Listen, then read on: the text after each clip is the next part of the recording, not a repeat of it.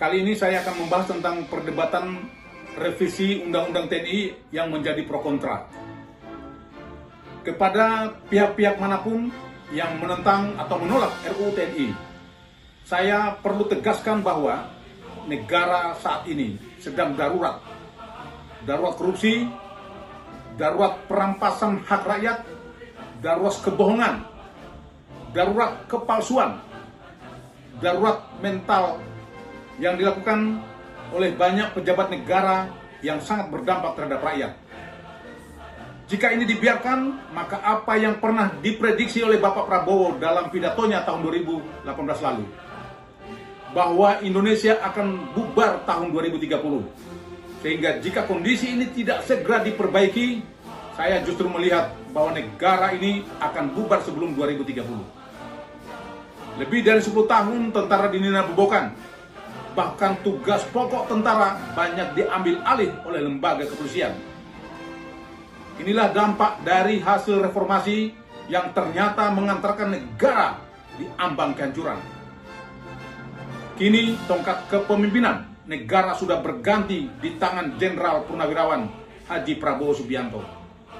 Beliau sangat paham dengan kondisi negara saat ini. Sebagai jenderal tempur dan jenderal lapangan, beliau sadar bahwa tentara yang selama ini tidur harus segera dibangunkan. Kini tentara segera hadir untuk ikut serta merajut benang kusut demi menyelamatkan negara dan bangsa ini. Ingat bahwa politik tentara adalah politik negara. Tidak perlu ada kecurigaan atau keraguan dengan hadirnya TNI di 16 kementerian atau lembaga negara. Karena di kementerian atau lembaga negara yang boleh ditempati oleh tentara adalah kementerian atau lembaga yang ada kaitannya dengan tugas pokok serta fungsi jabatan lembaga TNI. Trauma diri fungsi ABRI di masa Orde Baru menjadi alasan sebagai tameng pembenaran betapa buruknya sistem pemerintahan Orde Baru saat itu. Namun faktanya yang terjadi di era reformasi ini justru jauh lebih buruk dari era Orde Baru.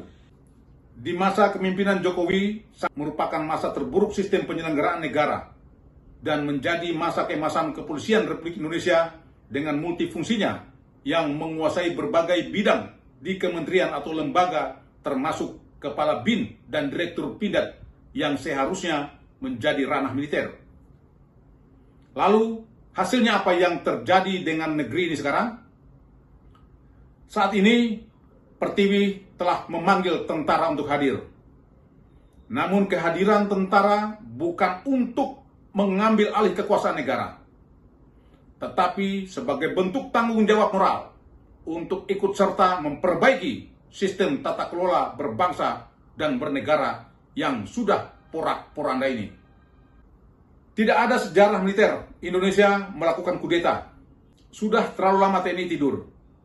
Kini saatnya TNI harus bangkit dan bergerak menyelamatkan bangsa.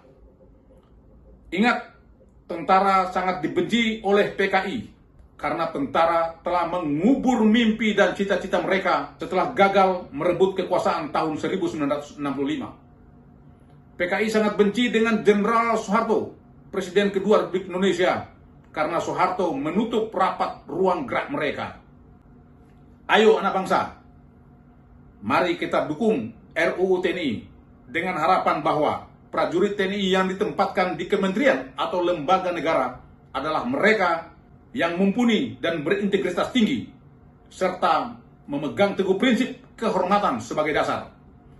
Tunjukkan kepada seluruh rakyat Indonesia bahwa kehadiranmu akan membawa perubahan baik terhadap tata kelola berbangsa dan bernegara sesuai Pancasila dan amanat Undang-Undang Dasar 1945. Bravo TNI, maju terus pantang mundur. Salam cinta tanah air dan salam nasional sejati dari saya, Sulang Buton.